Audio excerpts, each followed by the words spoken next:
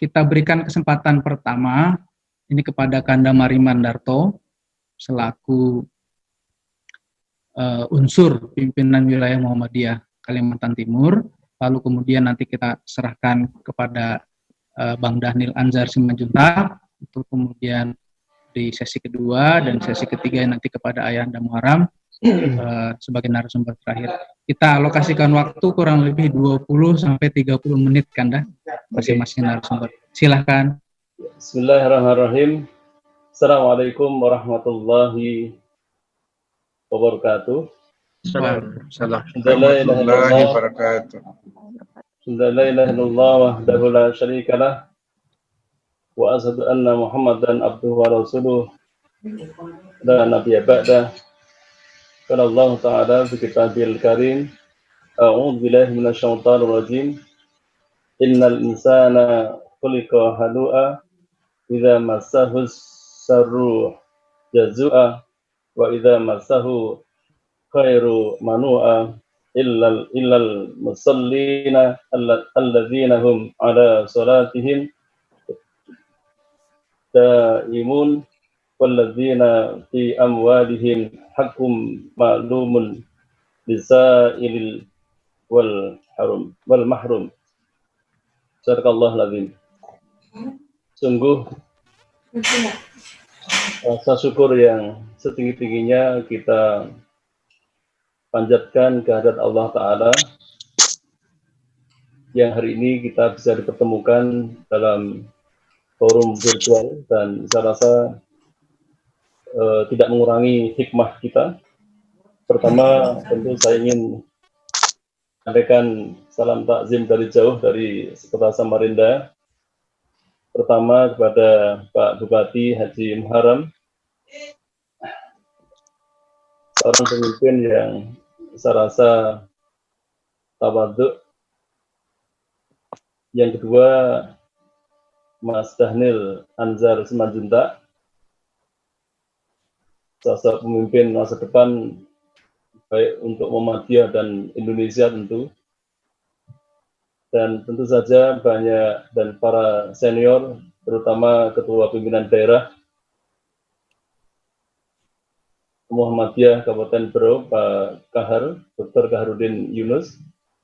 Hadir juga seluruh pimpinan daerah yang lain, termasuk Mas Rektor Dr. Sarifuddin.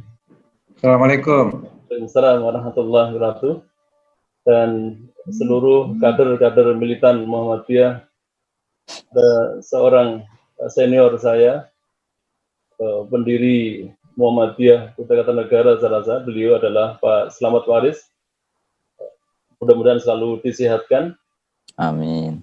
Ya, banyak hal yang saya ingin sampaikan, tentu karena waktunya terbatas, tapi setidaknya saya ingin menyampaikan Nal Aidinul Faizin, taqabbalallahu minna wa minkum, mohon maaf lahir batin. Sebuah ayat dalam Al-Quran di surat Al-Ma'arij yang tadi saya bacakan sungguh menjadi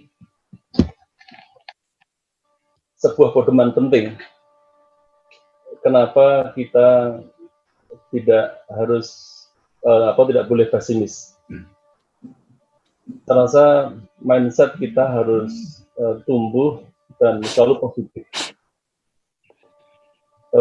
Saya membaca cukup banyak hasil studi dari beberapa lembaga internasional termasuk World Bank, dan saya rasa kalau itu saya share sedikit nanti, tentu bahagian kita juga akan sedikit kaget dengan hasil survei itu, tetapi bagi warga Muhammadiyah tentu tidak akan pernah khawatir apapun yang menjadi soal terkait dengan COVID-19 adalah soal yang akan ada, bahkan soal-soal seperti ini tentu menjadi bagian dari bagaimana sikap Istiqomah Muhammadiyah ke depan yang makin dinamis. Dan saya melihat misalkan kalau saya diizinkan untuk nge-share beberapa catatan saya terkait dengan hasil riset, mungkin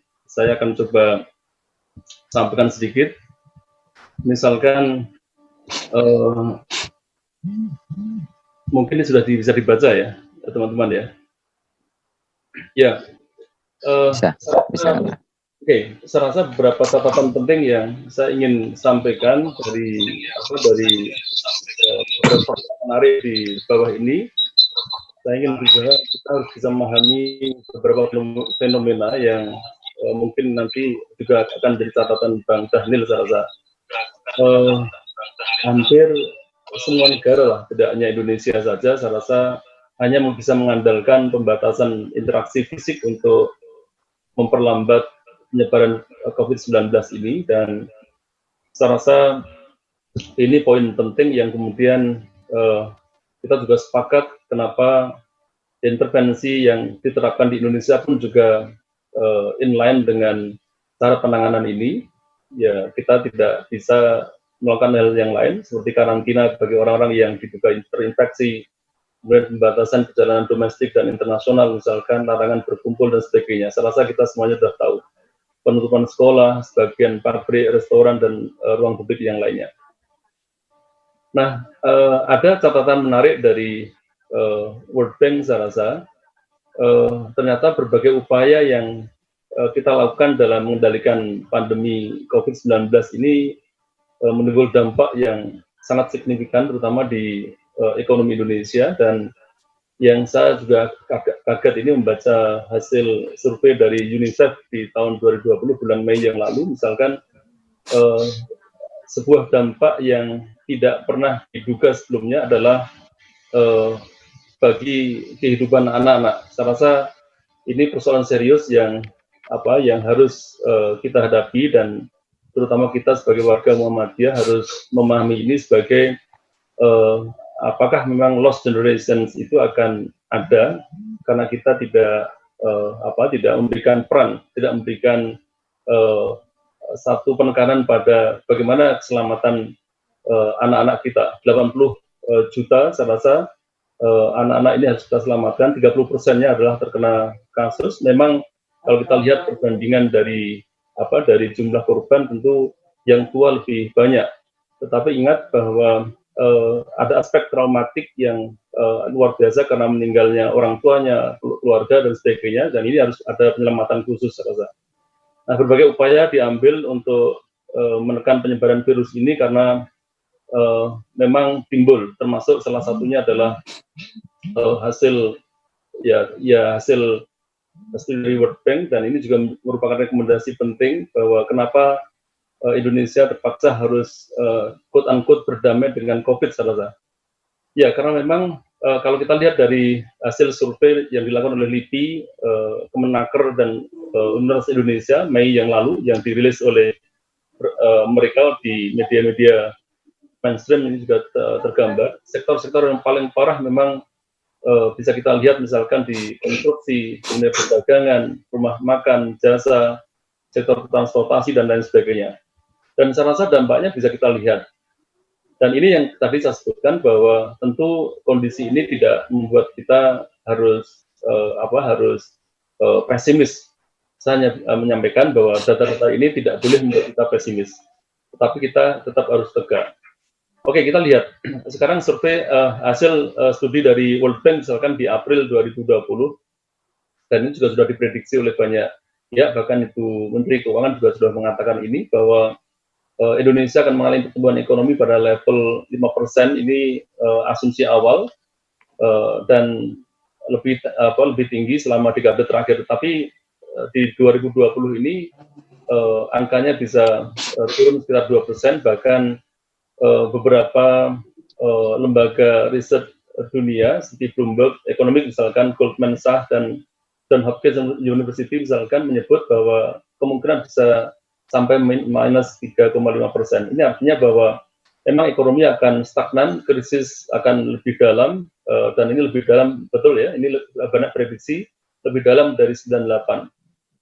Kemudian ini hasil risetnya Baldwin dan Korintas ini dari 2020 yang lalu, ini pernah dirilis bahwa saya rasa ini yang kemudian diambil oleh pemerintah.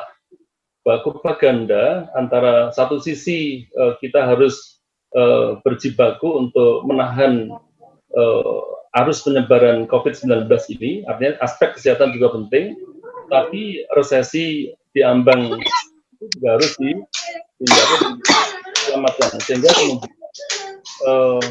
semuanya harus bisa beriringan. Nah, tampaknya memang pemerintah mengambil sikap ini, dan tentu ini tidak salah, tapi memang berbeda dengan cara pandang Muhammadiyah, saya rasa, yang lebih memilih bahwa keselamatan manusia adalah segalanya. Nanti kita bisa melihat apa yang kemudian terjadi di sektor sektor yang memang harus kita waspadai. Yang terdampak yang paling serius menurut saya adalah di ketenagakerjaan, dan ini BPS juga sudah memprediksi, bahkan rilis terbaru BPS juga mengatakan hal yang sama. Pendalaman dampak dari ketenagakerjaan Indonesia ini juga cukup luar biasa, dan terutama di sektor informal ini sangat terpukul. Hampir 60% dari total angkatan kerja Indonesia ini memang bergerak di sektor informal, dan sebagian besar di rata-rata di sektor pariwisata. Kalau kita lihat dari data BPS, penurunannya hingga 30,2%. Terasa Kalimantan Timur juga sama, mengalami kondisi yang sama. Sektor jasa juga mati, sektor informal apalagi, kemudian pemilik bisnis kecil juga mengalami dampak yang sama. Tentu ini salah satu sektor yang terdampak, dan yang kedua ini juga dialami oleh masyarakat yang memang menurut World Bank istilahnya adalah calon kelas menengah. Jadi sebelum masuk di kelas menengah, mereka sudah harus terhenti oleh COVID-19 ini. Ini bulan Mei yang lalu World Bank juga melaunching data ini. Sebagian besar 115 juta penduduk Indonesia, terutama yang calon kelas menengah ini juga terdampak. Rasanya juga dibenarkan oleh Tim Nasional Percepatan Penanggulangan Kemiskinan TNP2K di 2019 yang lalu, karena memang mereka yang paling rawan terkena masalah ini. Dan kemudian yang ketiga, saya rasa sebagian besar masyarakat kita juga terkena dampak kehilangan pendapatan rumah tangga, dan ini terjadi secara tiba-tiba memang, dan ini juga kaitannya dengan ketidakstabilan ekonomi kita. Dan saya rasa proyeksi Bappenas juga menunjukkan kemungkinan Indonesia jatuh miskin ini jika naik sekitar atau menjadi 55%. Dari angka sekitar 29, sekian persen, dan ini terlihat dampak ini bisa menimbulkan banyak masalah lain. Dan saya rasa yang kemudian kita sikapi adalah, pertama, tentu Muhammadiyah mengambil sikap yang saya pikir tepat, bahwa apapun keselamatan umat, keselamatan warga, keselamatan kita sekalian, ini lebih penting dibandingkan dengan sisi materi yang lain. Dan tentu saja bagaimana kemudian Muhammadiyah bersikap hingga saat ini, sampai ada tagline tentang satu barisan Muhammadiyah itu, saya rasa karena memang dampak dari COVID-19 ini bagi kemanusiaan kita itu cukup besar. Nah, yang menarik juga sebenarnya adalah cara Muhammadiyah menangani persoalan. Muhammadiyah tentu dalam hal ini tidak pernah banyak berkuar-kuar. Muhammadiyah juga tidak pernah menjadikan dirinya sebagai objek dalam show off tentang bagaimana peran kita lebih besar dibanding yang lain dan sebagainya. Saya rasa juga tidak seperti itu, tetapi Muhammadiyah selalu mengambil keteladanan yang menurut saya cukup besar. Pada saat orang lain baru bicara tentang dirinya, Muhammadiyah mengambil peran yang cukup besar dengan lewat Lazisku dan lewat instrumen lain termasuk MCCC dan sebagainya. Dan saya rasa ini juga tidak perlu dilakukan. Tapi ada satu hal saya rasa bagi kita sebagai warga di Kalimantan Timur dan khususnya di Berau,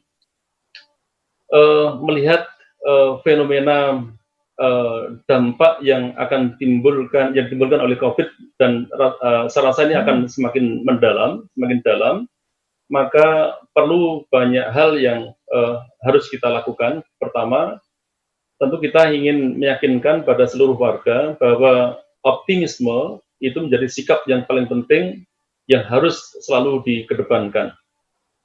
Ini poin pertama saya rasa. Jadi kalau warga bisa diajak optimis untuk melihat ke depan, tentu ini menjadi modal penting. Yang kedua, karena ekonomi juga harus berjalan, saya rasa ekonomi bisa berjalan dengan tentu ada semangat pengetatan terhadap protokol di masing warga kita. Di samping itu juga beberapa soal penting lainnya yang harus kita lakukan dalam kerangka itu, memilih bekerja sama, berkolaborasi dengan pemerintah daerah, saya rasa menjadi catatan penting bagi kita. Tentu peran pemerintah memang semakin berat ke depan karena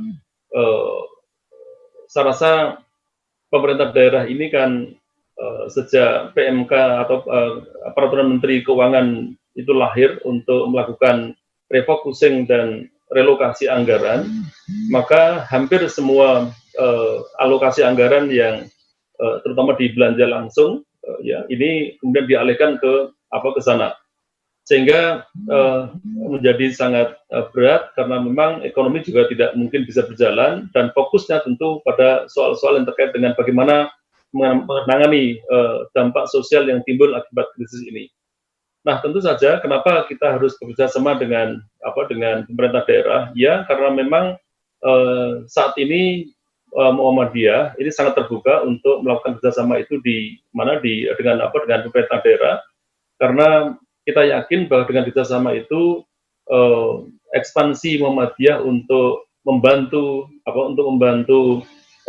semua pihak ini harus terus digelurakan. Tapi spirit Muhammadiyah tentu kan spirit menggembirakan banyak orang. Dan tentu dengan spirit ini kita harus bisa terbuka dengan pihak lain dan sebagainya.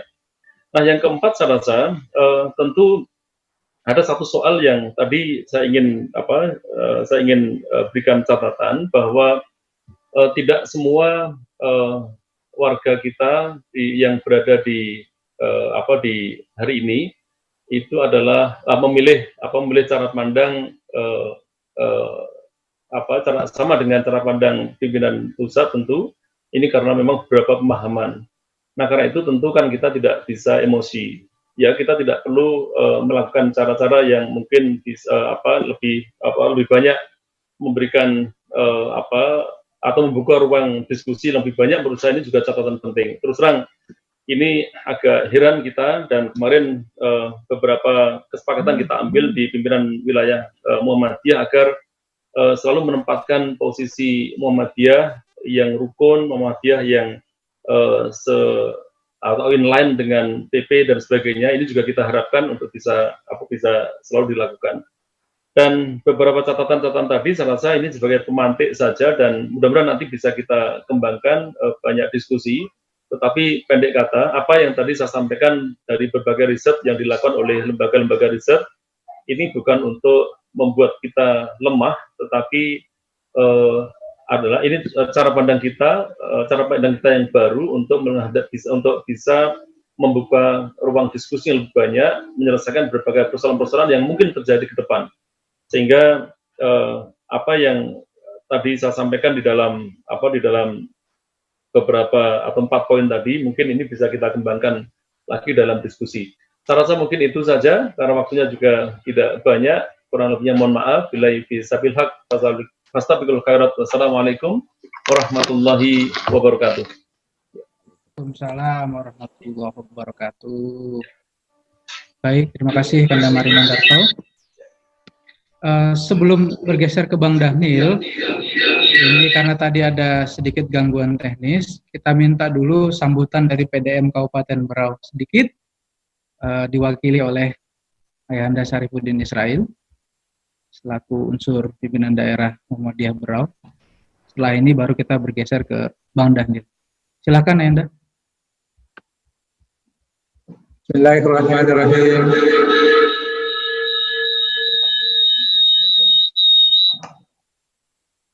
Assalamualaikum warahmatullahi wabarakatuh. Waalaikumsalam.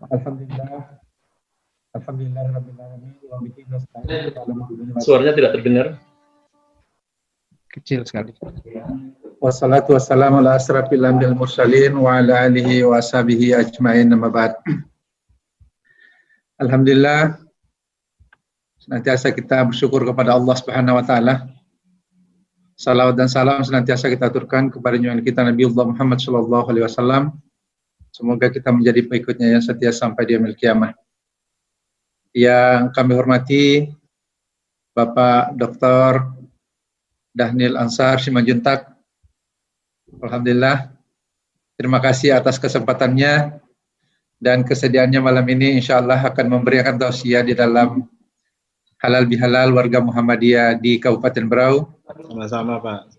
Yang kami hormati Bapak Dr. Mari Mandarto dengan kesediaannya mewakili pimpinan wilayah Muhammadiyah Provinsi Kalimantan Timur.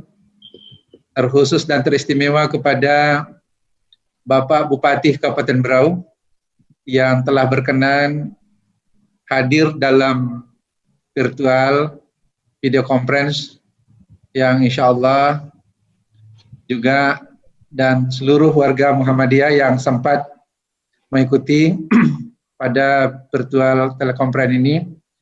Atas nama pimpinan daerah Muhammadiyah Kabupaten Berau, kebetulan Dr. Kahar lagi pasiennya banyak sehingga diamanahkan kepada saya untuk menyampaikan sambutan singkat ini. Kemudian perlu saya nyampaikan kepada Bapak Dr. Dhanil Ansar bahwa kami berada di ruangan pertemuan dosen Sekolah Tinggi Ilmu Ekonomi Muhammadiyah bersama teman-teman dosen, sehingga cuma telekonferensi dan menggunakan layar lebar.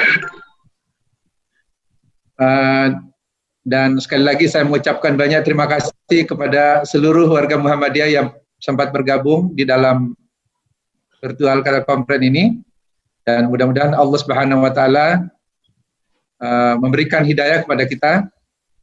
Dan sebelum mungkin beliau Dr.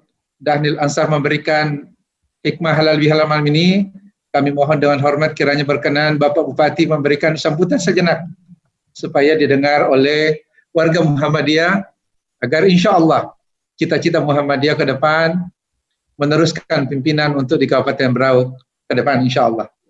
Saya kira cukup sekian. Billahi taufiq. Wassalamualaikum warahmatullahi wabarakatuh. Waalaikumsalam warahmatullahi wabarakatuh. Ayahanda Bupati tetap menjadi narasumber ketiga ya, Anda? Oh iya dong. Ya, harus. Narasumber ketiga. Jadi setelah ini narasumber kedua, Kanda Dhanil, kita minta untuk menyampaikan terlebih dahulu sebelum nanti bergeser kepada Bapak Bupati. Baik, silakan Kanda Dhanil. Ya, terima kasih. Assalamualaikum warahmatullahi wabarakatuh. Wassalamualaikum warahmatullahi wabarakatuh. Yang saya hormati Pak Bupati, kemudian pimpinan daerah Muhammadiyah Berau, kemudian Mas Mari Mandarto, serta seluruh Angkatan Muda Muhammadiyah di Berau dan Kalimantan Timur yang saya hormati, dan seluruh jamaah yang hari ini bergabung melalui Zoom meeting ini atau pengajian Zoom atau halal bihalal Zoom pada malam hari ini.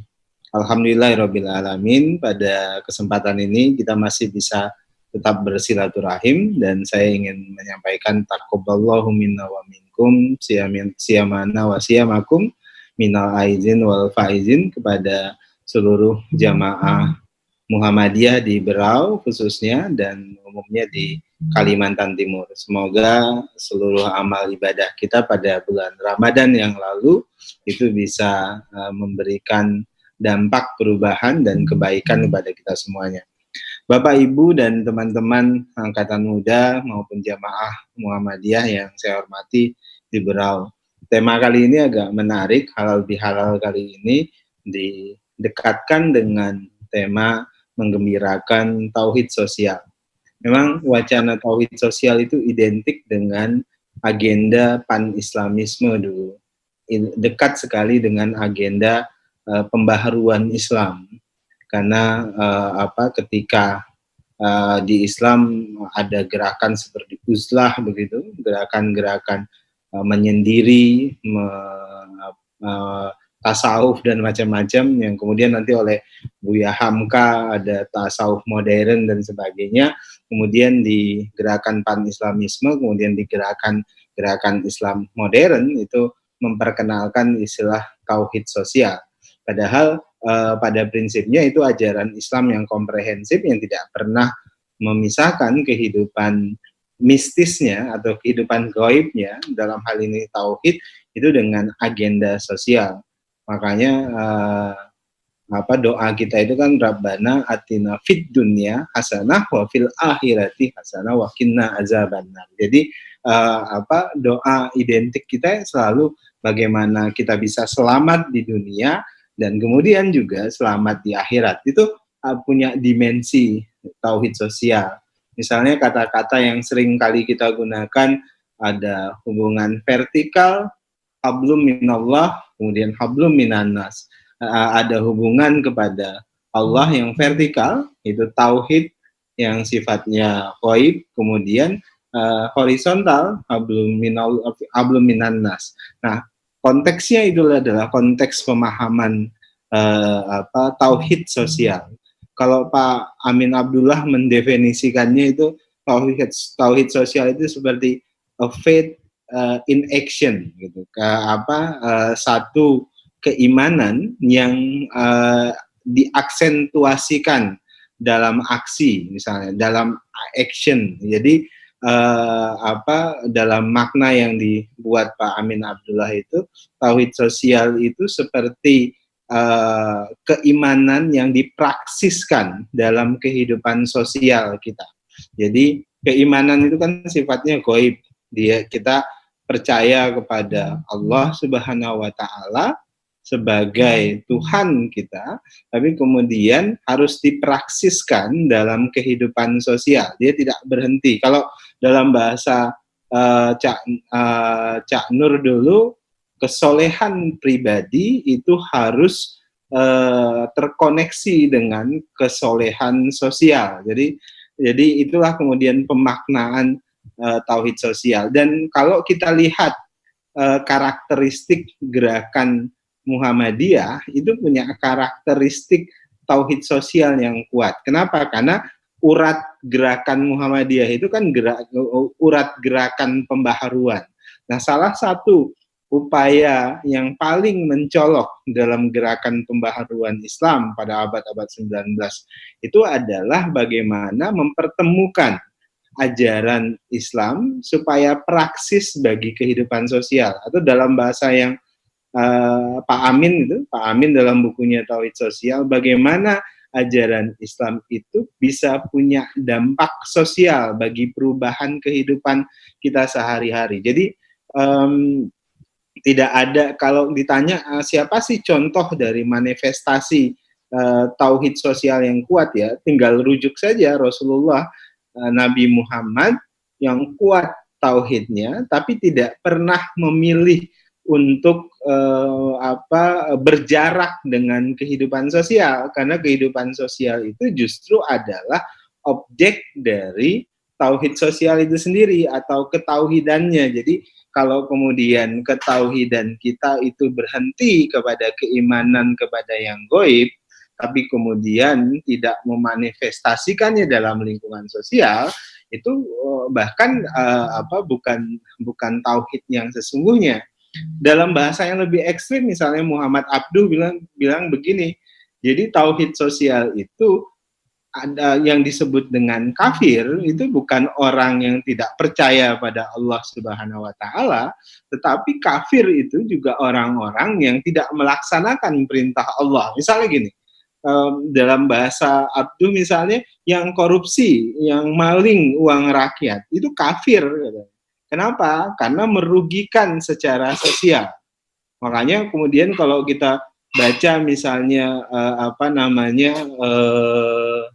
ada kumpulan fatwa tentang korupsi misalnya, salah satu yang jadi dalil kuat itu adalah pendapatnya Abduh. Ada buku yang nulis, saya lupa penulisnya, koruptor itu adalah kafir, judulnya begitu, itu ekstrim bahasanya, tapi dia merujuk dari pendapat Abduh itu tentang tauhid sosial. Jadi saya mau katakan sebenarnya tauhid sosial ini adalah esensi dari ajaran Islam itu sendiri, bagaimana mempertemukan kepercayaan kita kepada yang gaib, kepada Allah Subhanahu wa taala itu dengan kehidupan kita sehari-hari. Karena misalnya kalau orang yang memahami penuh tentang tauhid, artinya mengesahkan Allah, itu juga berarti juga berbuat baik kepada ciptaan Allah Subhanahu wa taala. Misalnya dalam konsep gini, konsep tauhid kan sederhana, yaitu menegasikan, mengilahkan gitu, menegasikan, meniadakan Tuhan, tapi menghadirkan satu Tuhan, yaitu Allah Subhanahu wa taala. Jadi yang lain itu dinegasikan, kemudian dimerdekakan, kira-kira diri kita itu dimerdekakan dari penuhanan yang lain-lain itu, tapi kemudian kita menuhankan yang satu, dalam konteks ini adalah Allah Subhanahu wa taala. Sehingga bagi Islam, Islam punya tujuan dalam hidup dan kehidupannya. Semua kegiatan kita itu tujuan akhirnya adalah ridho Allah Subhanahu wa taala. Makanya saya gunakan ayat-ayat yang populer kan, misalnya wa ma khalaqtul jinna wal insa illa liya'budu. Wa ma khalaqtul jinna wal insa illa liya'budu. Allah tidak menciptakan jin dan manusia selain hanya untuk menyembah atau beribadah kepada Allah semata. Dan konteks itu menunjukkan itu tujuan kita sebagai muslim. Artinya semua aktivitas sosial kita itu ya merujuk pada tujuan akhir kita, yaitu ridha Allah Subhanahu wa taala. Nah, saya pikir kalau orang Muhammadiyah, kira-kira kajian awalnya, tarbiyahnya itu kira-kira ya tentang tauhid.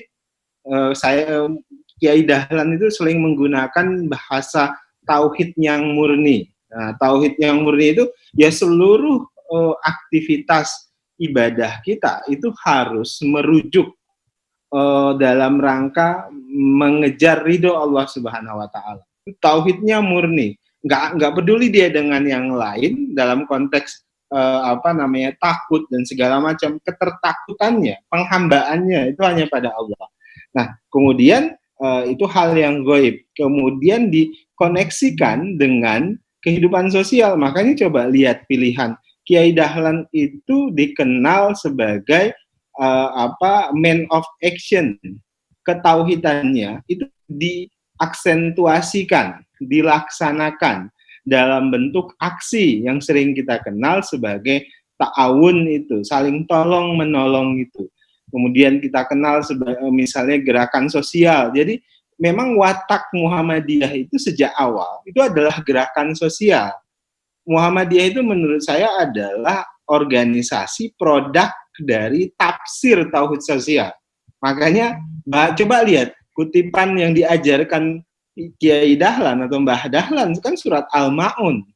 Nah, Al-Ma'un itu adalah aksentuasi dari tauhid sosial itu sendiri. Jadi ada merugi, tidak, istilah dalam bahasa orang awam ya nggak ada guna tuh yang namanya sholat, yang namanya yang ibadah-ibadah yang lain itu kalau kalian masih menghardik anak yatim, kalau kalian nggak kasih makan orang miskin, kalau jadi menegasikan ibadah vertikal, kalau kemudian ibadah horizontalnya itu tidak dikerjakan juga. Jadi dalam konteks Muhammadiyah itu menurut saya itu adalah produk dari tauhid sosial itu sendiri. Jadi nggak boleh itu kita bahkan ibadah vertikal kita itu bisa dinegasikan kalau kemudian kita tidak melaksanakan ibadah horizontal kita. Nah, itu menarik. Itu menariknya Muhammadiyah itu, bagaimana kemudian dia menafsirkan, Mbah Dahlan itu menafsirkan ibadah sosial dan ibadah vertikal itu saling terkoneksi. Makanya kan sederhana, sholat itu ini kalimat-kalimat yang paling populer setiap hari kita dengarkan, inna sholata tanha anil fahsya'i wal munkar. Ya, sholat mencegah perbuatan keji dan mungkar. Sholat yang ibadah vertikal itu punya dimensi sosial, yaitu mencegah keji dan mungkar.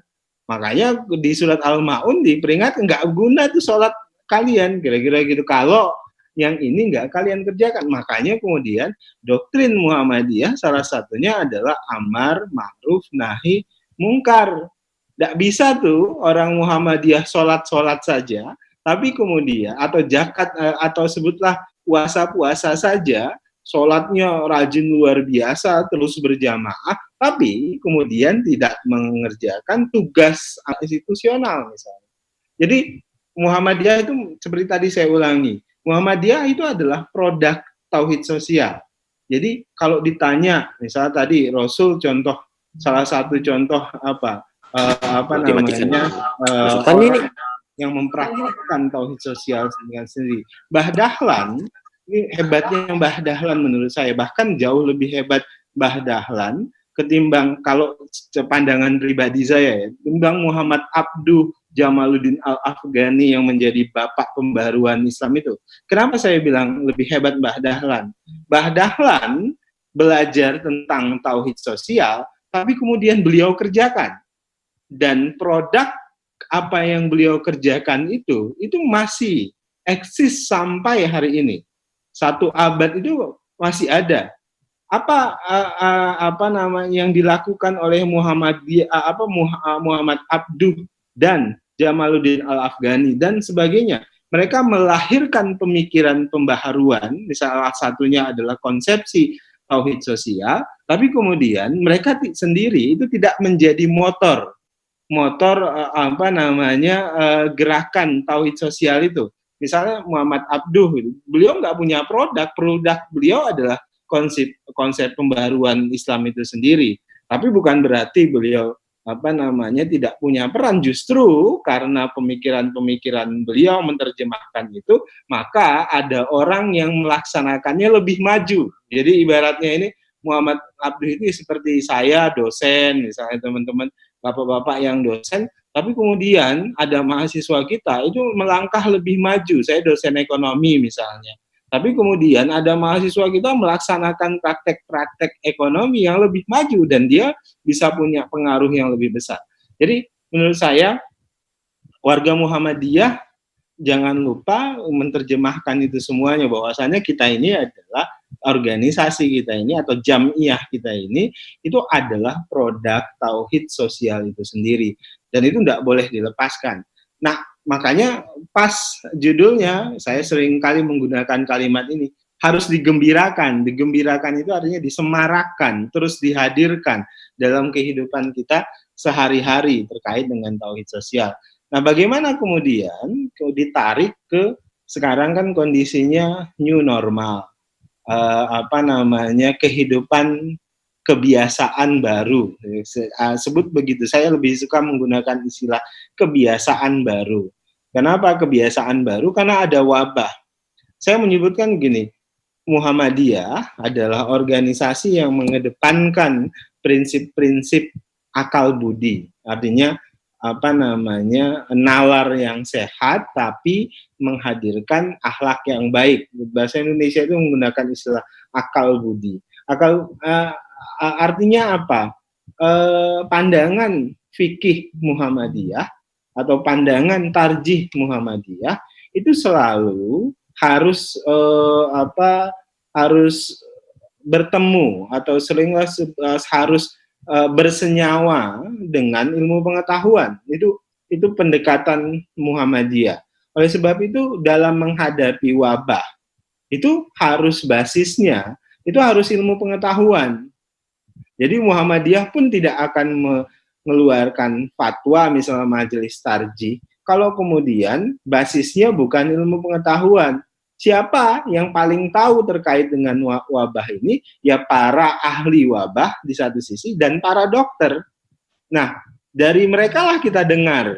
Sehingga kemudian di teks fikih itu dihasilkan teks fikih yang disesuaikan dengan konteks. Konteksnya apa? Ilmu pengetahuan. Teks fikihnya apa? Ya belajar dari hadis, belajar dari Al-Quran, kemudian nanti lahirlah teks fikih yang dikontekstualisasikan dengan ilmu pengetahuan. Makanya tadi Mas Mariman nyatakan pilihan kita sekarang adalah mau pilih rejim kesehatan atau pilih rejim ekonomi. Sebenarnya itu nggak ada pilihan, sama misalnya kalau dalam konteks saya di pertahanan, mau pilihan prosperity, kesejahteraan, atau mau pilih security, keamanan dan pertahanan. Nah, semuanya pasti milih apa? Nggak percuma kalau kemudian kita kaya raya, tapi kemudian nggak aman, dan percuma kita kaya raya, tapi kemudian kita dalam perang, nggak mungkin tuh bisa kita kaya. Dan semua orang di dunia ini pasti menginginkan keamanan, aman dia bekerja, aman dia berkarya dan sebagainya. Sama dengan pilihan ekonomi atau kesehatan. Ya nggak ada gunanya itu ekonomi kalau kita sakit. Jadi sebenarnya itu bukan pilihan, karena jawabannya udah pasti, pilihannya adalah kesehatan. Tapi banyak aspek yang tidak bisa, apalagi kompleksitas COVID ini kan tinggi sekali. Bahkan WHO itu bisa berubah-berubah ininya, teorinya. Misalnya mengatakan yang dalam awalnya dulu menyebutkan nggak perlu pakai masker, kemudian pakai masker. Kenapa? Karena ini virus ini baru kan, dan prosesnya kan terus penelitian, sehingga temuannya bisa berubah-ubah. Jadi musuh kita ini itu belum kita kenali sepenuhnya karena dia bisa berubah-berubah. Nah, oleh sebab itu sebenarnya kuncinya cuma satu. Saya sepakat tadi, kuncinya adalah disiplin di protokol kesehatan yang berlaku. Kalau kemudian kita semuanya disiplin, maka kegiatan ekonomi ya tidak ada masalah. Jadi dalam konteks itu kuncinya adalah disiplin. Nah, bisa nggak masyarakat kita disiplin? Misalnya ada kritik dulu dari mantan Perdana Menteri Lee Kuan Yew dari Singapura. Dia bilang begini, ASEAN doesn't need demokrasi, ASEAN need disiplin. Dia bilang Asia itu nggak butuh demokrasi dalam konteks dia ya. Ini pernyataan dia, bukan berarti saya bersetuju dengan dia. Tapi saya mau nanti saya dibilang anti demokrasi lagi. Nanti saya dituduh macam-macam. Tapi dia menurut Asia doesn't need demokrasi, Asia need disiplin. Dia mau katakan apa? Orang Asia itu butuh disiplin. Coba lihat ya, Vietnam itu bisa keluar cepat. Kenapa? Karena disiplin. Ya karena komunis, kemudian bisa diatur dengan mudah. Tapi dalam konteks suasana demokrasi pun, kalau ada kesadaran bersama bangun disiplin, itu bisa mengurangi misalnya dalam konteks wabah ini. Walaupun nanti ada kritiknya adalah pasti enggak, pemerintah juga harus disiplin, pemerintah juga harus konsisten. Saya sepakat dengan ungkapan itu. Oleh sebab itu, dalam konteks saya bicara, ya semua hal pemerintah harus konsisten, harus disiplin, masyarakatnya pun demikian, dan sebagainya. Nah, masalah yang kita hadapi menurut saya pada hari ini terkait dengan menggembirakan tadi, yaitu tadi, agaknya sekarang kita defisit trust, defisit kepercayaan. Publik tidak percaya dengan politisi, publik tidak percaya dengan pemimpinnya. Ada trust. Jadi apapun yang diomongi pemimpin karena dianggap tidak konsisten dan macam-macam, publiknya tidak percaya. Jadi ada defisit trust. Nah sekarang PR pemerintah, menurut saya termasuk saya di dalam itu adalah bagaimana caranya itu meninggikan trust publik sehingga kita bisa kompak membangun gotong royong. Nah, lantas kalau ini bagian yang terakhir, apa yang bisa dilakukan oleh Muhammadiyah? Menurut saya dalam kondisi new normal ini atau kebiasaan baru ini, menurut saya ada 3 hal saya sarankan. Konsepsi dan doktrin ta'awun itu penting. Nah, oleh sebab itu, karena Indonesia secara antropologi, secara kebudayaan, itu dibangun didasari oleh kelompok-kelompok yang kecil dan besar yang banyak, maka pendekatannya harus pendekatan komunal. Saya sering menyebutnya komunalisme ini itu bisa membangun dan membantu pengurangan penyebaran COVID-19. Caranya gimana? 3 hal. Pertama, saya sering sebut kita harus bangun yang disebut dengan proteksi komunal. Proteksi komunal. Jadi ada Muhammadiyah, ada NU, ada Persis, ada jemaat HKBP misalnya, ada jemaat PGI, Hindu, Buddha, dan macam-macam. Dan ini komunitas-komunitas yang kuat dan mereka berdialog dengan komunitasnya. Dan saya sering sebut, lakukan proteksi komunal. Misalnya Muhammadiyah, warga Muhammadiyah di Berau harus pastikan melakukan proteksi komunal terhadap warganya. Artinya apa? Warga Muhammadiyah Berau itu harus dipastikan tidak ada yang terjangkit COVID-19. COVID-19. Gimana caranya? Ya tentu protokol kesehatannya terus disampaikan kepada warga Muhammadiyah. Jadi warga Muhammadiyah Berau nggak usah capek-capek mau kampanye dan mengajak masyarakat lain untuk melakukan proteksi dirinya masing-masing. Mulai saja dari komunal Muhammadiyah Berau. Itu yang paling kecil. Jadi kalau saja NU melakukan hal yang serupa, PGI melakukan hal yang serupa, dan bagi mereka membangun komunitas-komunitas yang kuat, itu akan kuat. Kalau kita turunkan lagi, maka setiap keluarga itu kan komunitas juga, itu harus memastikan melakukan proteksi terhadap komunitasnya, dalam hal ini keluarganya. Makanya langkah pertama menurut saya, lakukan proteksi komunal. Harus dipastikan proteksi terhadap jamaah Muhammadiyah, jangan ada yang terjangkit. Saya tidak tahu peta Berau seperti apa sekarang terkait dengan COVID-19. Maka proteksi komunal ini penting. Kalau dalam konteks Pak Bupati, maka perspektifnya pastikan proteksi komunal Berau itu kuat. Itu tugasnya Pak Bupati, supaya kemudian tidak terjangkit COVID-19. Itu jadi kalau kita tarik dalam konteks negara, daerah-daerah itu harus melakukan proteksi terhadap dirinya masing-masing. Gitu. Kalau daerah melakukan yang sama, melakukan proteksi luar biasa dan harmonis, artinya orkestra kerjanya itu harmonis misalnya dengan provinsi dan sebagainya, itu akan luar biasa. Proteksi komunal. Kedua, saya sering sebut sebagai bangun solidaritas komunal. Solidaritas komunal. Solidaritas ini yang disebut ta'awun tadi. Solidaritas komunal itu gimana? Ya membantu mereka-mereka yang terdampak. Ini yang tadi kita bicarakan tentang tauhid sosial. Jadi, nih saya harus kritik misalnya Muhammadiyah. Ya. Jangan sampai gini, Muhammadiyah ada MCC, kemudian ada Rajismu, ada sebagainya, itu banyak bantu yang lain-lain. Tapi ternyata di lingkungan Muhammadiyah itu banyak juga yang lapar misalnya, tidak terbantu. Kemudian kita bantu yang jauh, jangan sampai semut di ujung pulau itu kelihatan, tapi gajah di depan mata kita itu nggak kelihatan. Jadi maksud saya, kalau semua komunitas itu memulai solidaritas komunal, artinya kalau kita tarik dalam konteks yang lebih kecil, RT pastikan warganya nggak ada yang lapar terdampak COVID-19.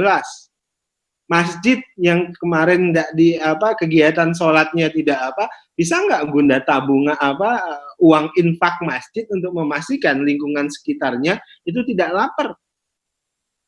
Harusnya pendekatannya begitu. Jadi misalnya RT perkuat solidaritas komunalnya untuk saling jaga, saling ta'awun. Nah, dalam konteks dalam konteks Muhammadiyah, pastikan dong jamaah Muhammadiyah, misalnya guru Muhammadiyah yang sekarang anak-anak yang nggak sekolah, bahkan yang jarang yang bayar SPP pasti, karena duit sekolah-sekolah Muhammadiyah pasti sangat tergantung dengan SPP dari siswa-siswanya, guru-gurunya sudah terbayar belum gaji-gajinya? Kira-kira begitu. Penjaga sekolahnya bagaimana? Jadi fokus di situ.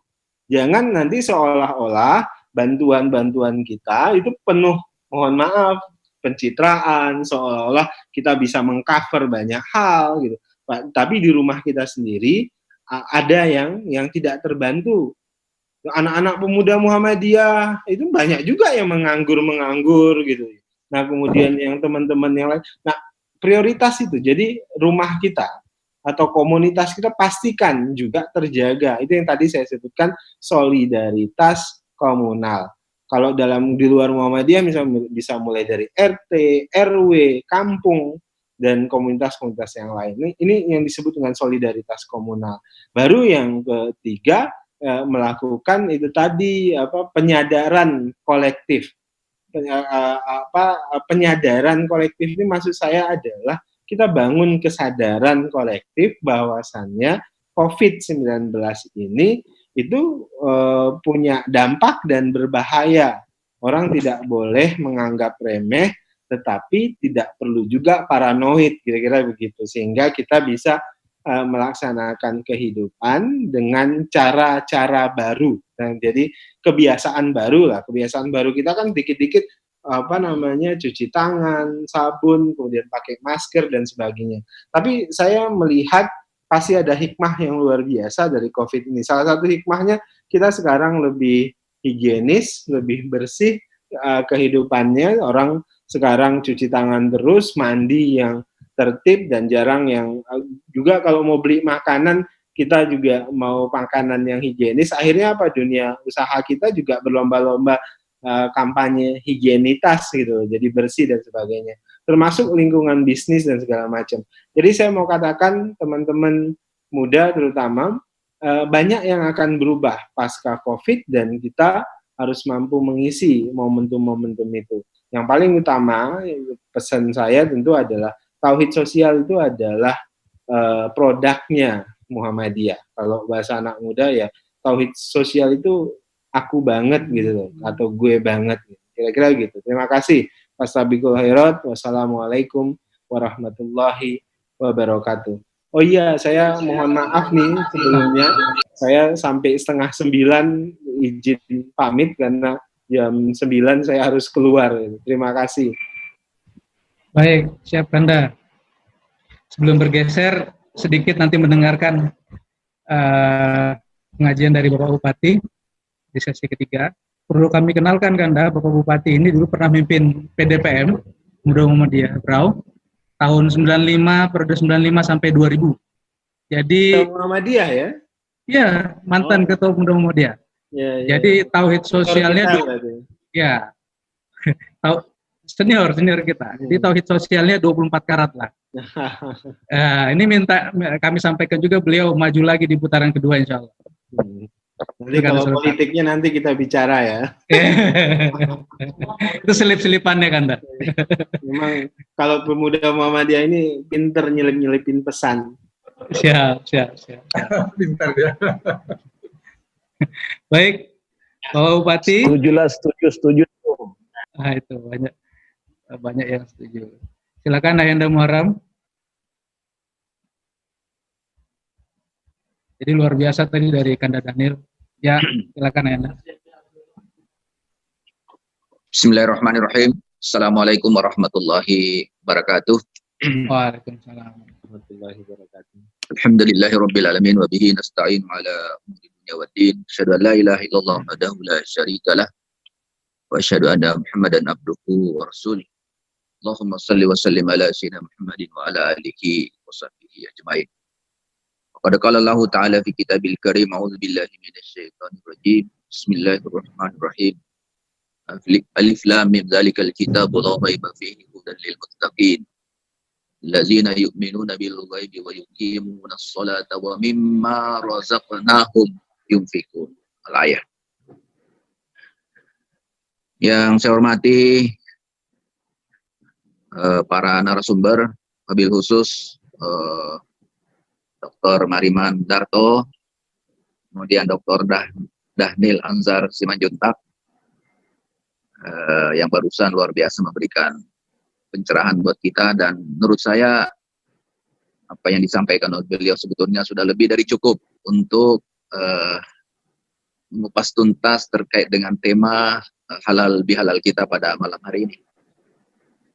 Tapi karena sudah terlanjur diberikan waktu kepada saya, ya saya mungkin lebih menggarisbawahi apa-apa yang sudah disampaikan oleh beliau, dan menurut saya apa yang disampaikan beliau cukup memadai untuk memberikan pencerahan kepada kita semua.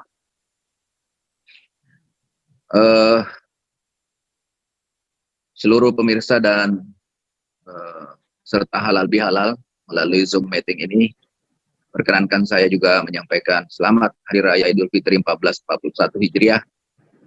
Mohon maaf lahir dan batin. Selaku pemerintah Kabupaten Rawa boleh jadi terlalu banyak hilaf dan salah, sehingganya pada kesempatan ini saya mohon keridhaan dan maafnya selama memimpin 1 tahun terakhir ini. Bapak-bapak dan saudara-saudara sekalian yang saya hormati dan saya banggakan, istilah tauhid sosial sebetulnya ini digagas oleh Profesor Amin Rais beberapa waktu yang lalu, sehingga ini menjadi salah satu tema yang cukup menarik sebetulnya untuk kita bahas. Dan setelah kita hayati dan kita perdalam makna tauhid sosial ini, sesungguhnya apa yang disampaikan oleh Dinda Dhanil tadi itu sebetulnya berawal dari bagaimana Kiai Haji Ahmad Dahlan dalam menyampaikan tafsir Al-Ma'un tadi.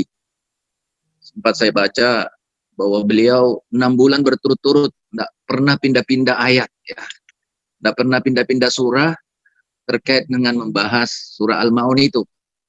Sehingga suatu ketika anggota pengajian kemudian menanyakan, kenapa Pak Kiai kok terlalu lama membahas surat ini, kita kok tidak pindah-pindah.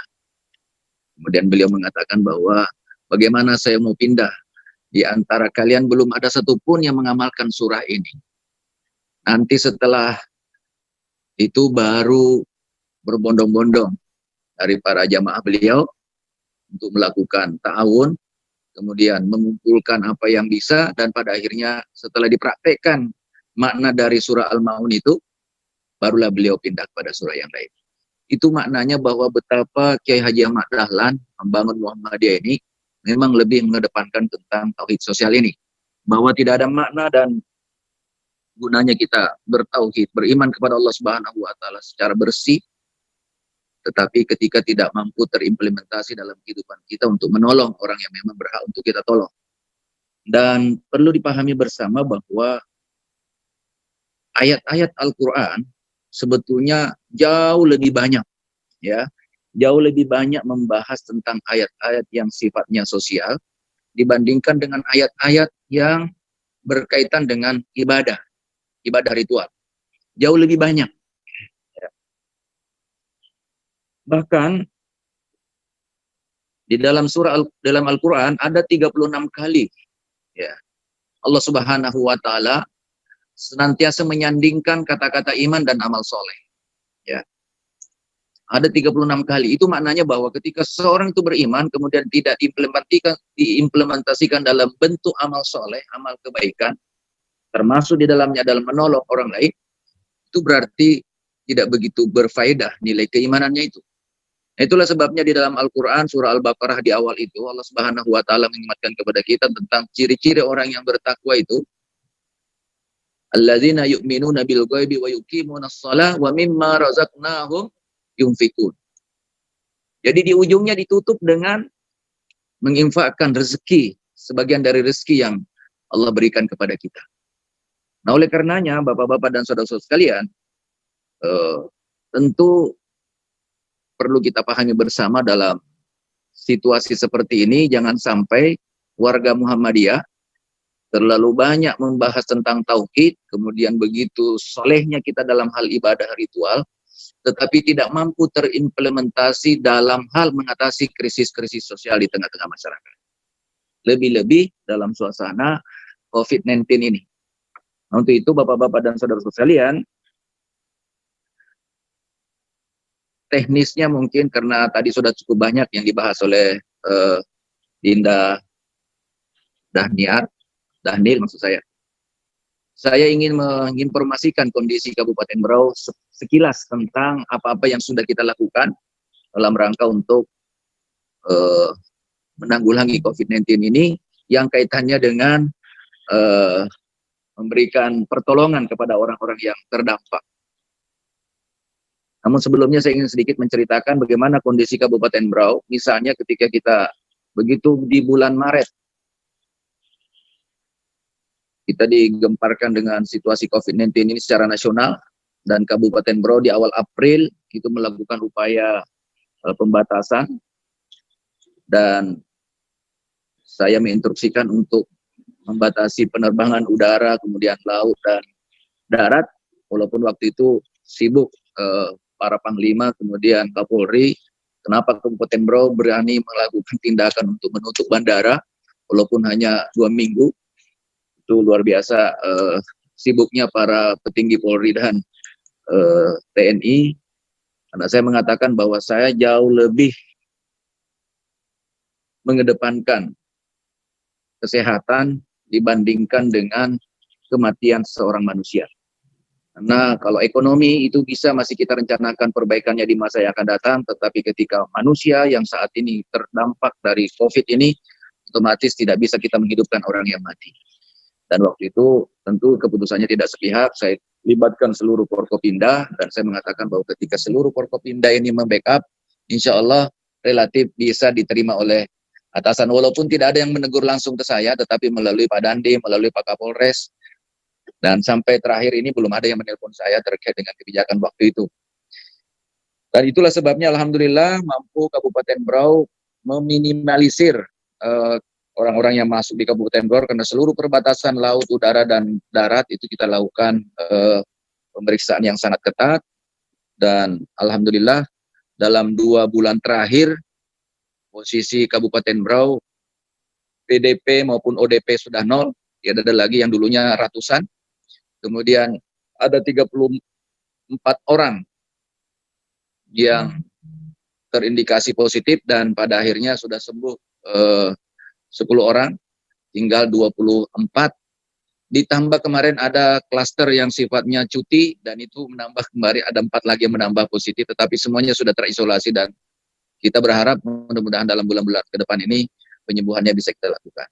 Dan saya ingin menyampaikan Bapak-Bapak dan sekalian, setiap bulan, mulai sejak April, Mei, sampai Juni nanti, Kabupaten Berau mengeluarkan dana tidak kurang dari 25 miliar per bulan dalam rangka untuk memberikan bantuan kepada kurang lebih 30.000 KK, berupa dana sekitar antara 600 sampai 750 ribu rupiah per KK yang kita berikan bantuan kepada warga masyarakat Kabupaten Berau, baik itu memang duafa, fakir miskin, dan termasuk masyarakat UMKM yang terdampak oleh virus corona ini.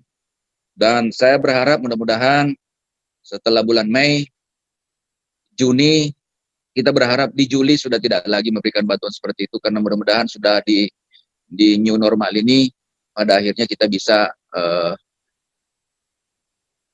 berada pada posisi relatif produktivitas ekonomi masyarakat kita bisa kembali normal. Bapak-bapak dan saudaraku sekalian, para warga Muhammadiyah yang saya cintai dan saya banggakan, saya sangat setuju atas kesimpulan yang disampaikan oleh Dr.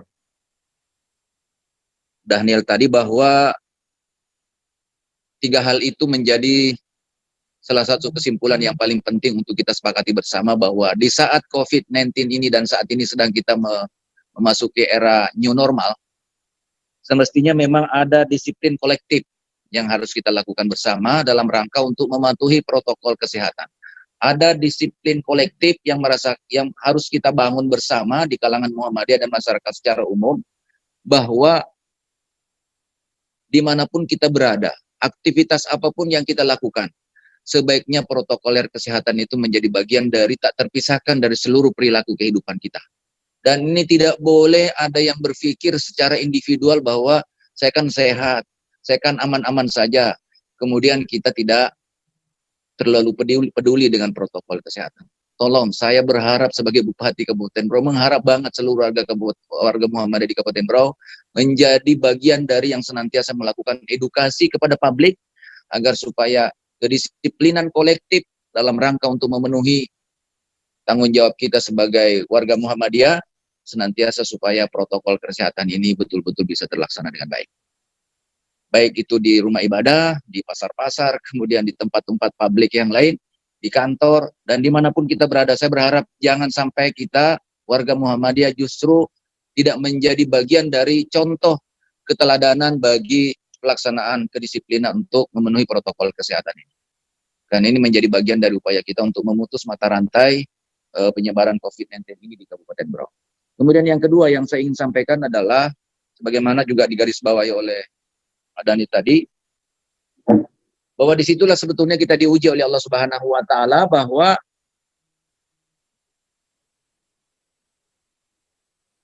musibah ini Allah Subhanahu wa Ta'ala sengaja menguji kepada orang-orang yang mampu, ya.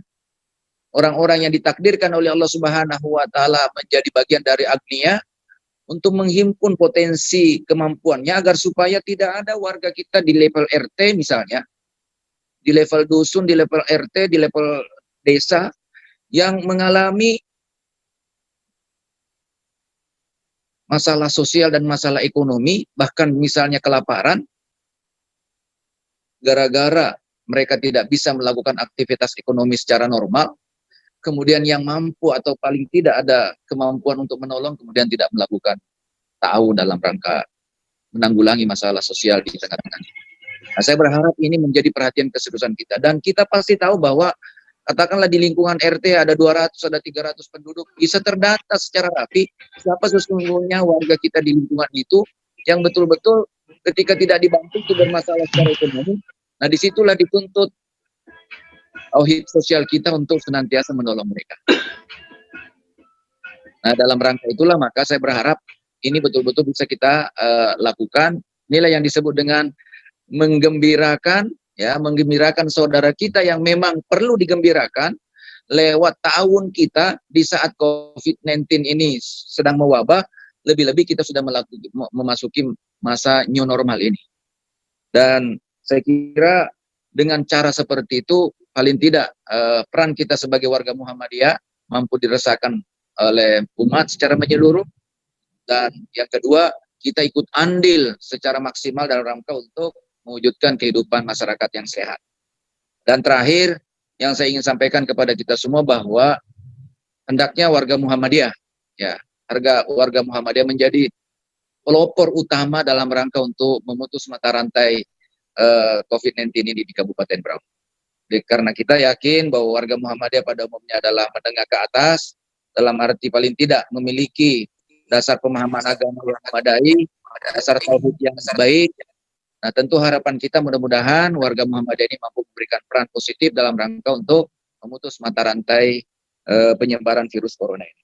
Mungkin itu Bapak-bapak dan saudara-saudara sekalian beberapa poin-poin yang saya ingin sampaikan pada kesempatan ini, dan saya merasa berterima kasih dan bersyukur atas gagasan acara ini yang paling tidak Allah Subhanahu wa Ta'ala memberikan ujian di tengah-tengah kita warga masyarakat dunia di saat memang menurut saya adalah tepat. Kenapa saya katakan tepat? Anda bisa bayangkan, Bapak bisa bayangkan kalau COVID-19 ini Allah Subhanahu wa Ta'ala uji kepada kita, dia turun ketika 20 tahun yang silam. Di mana 20 tahun yang silam itu kita belum ada namanya teknologi seperti ini. Belum ada bisa berbicara namanya video call, belum ada. Dan alhamdulillah di saat yang tepat Allah Subhanahu wa Ta'ala memberikan ujian kepada kita, tetapi justru di saat memang kita mampu mengatasinya dengan teknologi seperti ini. Saya merasakan di Kabupaten Berau misalnya hampir 4 bulan, hampir 3 bulan tidak ada perjalanan dinas, ya, tidak ada keluar daerah, ya, hampir seluruh PNS tidak kerja. Maksud saya kerja di kantor, tapi alhamdulillah semuanya bisa beres pekerjaannya dengan baik. Sehingga saya berseloroh dengan mereka, sebetulnya kita bisa melakukan penghematan anggaran ratusan miliar per tahun ketika protokol COVID-19 ini kita tunaikan di Kabupaten Berau. yang dulunya harus berangkat ke Jakarta, yang harusnya biasanya mendatangkan narasumber dan macam-macamnya, bahkan kementerian selalu bolak-balik juga ke daerah. Hari ini, maksud saya sekian bulan terakhir ini kita tidak lakukan itu, tapi alhamdulillah urusan-urusan kedaerahan dan negara pun bisa diselesaikan dengan baik.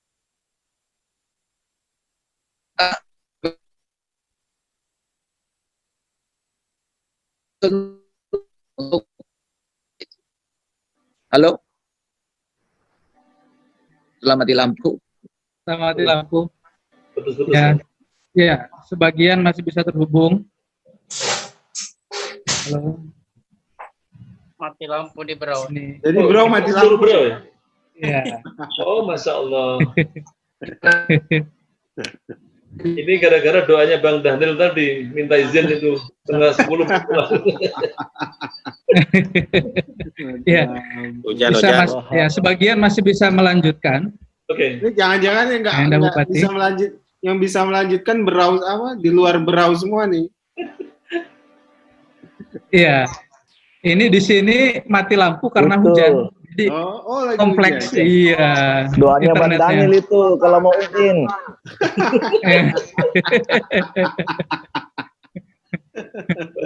Halo, Bapak Bupati. Luar biasa doanya Bang Daniel, mau izin masalahnya 8:30. Ah, fitnah itu fitnah. Pas banget ya Iya. 9:30. Dari rumah dinas Bupati malah gangguan ini. Pas. Iya, kalau pakai wifi-nya juga mati. Doa-doa Bang Daniel Iya. luar biasa. Ya. Aduh. Bang Rasman masih bisa Ya, ini- karena di Samarinda. Ya, Samarinda Bang Rahman. Saya mati lampu jadi gelap ini kan. Bang Askim juga masih masuk nih, Bang Daniel. Beginilah masalah Kalimantan Timur lumbung energi, tapi kita listriknya malah seperti ini. Gitu. Iya. Solusi ke depan bagaimana nih kita ini kan. Oke, saya juga mau pamit ini. Sudah surplus itu. Aduh. Baik, barangkali closing statement saja ditutup langsung oleh Kanda Dhanil Ya, saya terima pengajiannya kasih. Kanda. Ini bukan doa saya ya, jangan sampai nanti doa saya ini. Jadi saya terima kasih Nah. kepada seluruh jamaah Muhammadiyah Berau dan sekitarnya karena bisa sharing pada malam hari ini. Yang jelas seperti saya sebutkan tadi, Muhammadiyah itu adalah produk tauhid sosial itu sendiri, dan yang membanggakan adalah Kiai Dahlan itu lebih maju dalam menerjemahkan pembaharuan Islam yang digagas oleh Muhammad Abduh dan Jamaluddin Al-Afghani. Jadi saya sih ingin mengingatkan kembali jamaah Muhammadiyah untuk terus melakukan proteksi komunal. Jamaah dulu ini dipastikan tidak ada yang terjangkit. Kemudian kedua, sekarang sudah terus dilakukan, tapi manajemennya perlu diperbaiki, terutama ke dalam, inward looking gitu, memperbaiki dalam, pastikan jamaah kita itu terbantu semuanya. Jadi ta'awunnya itu cek juga orang-orang tua kita yang sudah tidak bekerja lagi, aman tidak secara ekonomi dan sebagainya, kemudian para guru, satpam kita dan sebagainya. Jadi ta'awunnya itu harus inward gitu, itu yang perlu dilakukan. Jangan sampai dengan keluar begitu, tapi kemudian kita lupa memperbaiki kondisi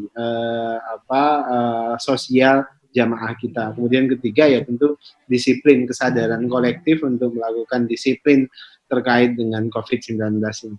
Sekali lagi terima kasih kepada bapak-bapak, ibu-ibu ini jarang saya ada ibu-ibu, sehat selalu, dan salam saya kepada seluruh pimpinan Muhammadiyah Berau dan Angkatan Muda Muhammadiyah Berau, Mas Mariman, kemudian Pak Bupati, ya banyak senior-senior saya juga nih, ada Bang Aznem, ada teman saya, Bang Rasman dan sebagainya, Bang Kahar, dan banyak ini. Saya nggak bisa sebutkan satu persatu. Terima kasih Pak Sabikul Khairat, Nasrun minallah wa fatun qarib. Wassalamualaikum warahmatullahi wabarakatuh. Waalaikumsalam warahmatullahi wabarakatuh. Waalaikumsalam warahmatullahi wabarakatuh. Ini dalam keadaan darurat, Bapak-bapak, Ibu-ibu semua. Baterai kami pun sebentar lagi akan mati, apalagi kami sebagai host. Jadi kita akhiri saja sesi ini. Mudah-mudahan garis besarnya sudah kita bisa ambil. Ini sudah streaming di YouTube, jadi nanti akan kita upload ulang seperti itu linknya. Terima kasih. Wabillahi taufik wa hidayah. Mohon maaf atas gangguannya. Mudah-mudahan bisa kita ambil semua inspirasi dari para narasumber dan silaturahmi kita semakin rekat, semakin solid dan bisa bergerak untuk mewujudkan tauhid sosial di era new normal ini. Baik, demikian billahi fisabilil haq wasabil qahirot. Wassalamualaikum warahmatullahi wabarakatuh. Waalaikumsalam warahmatullahi wabarakatuh. Assalamualaikum warahmatullahi wabarakatuh.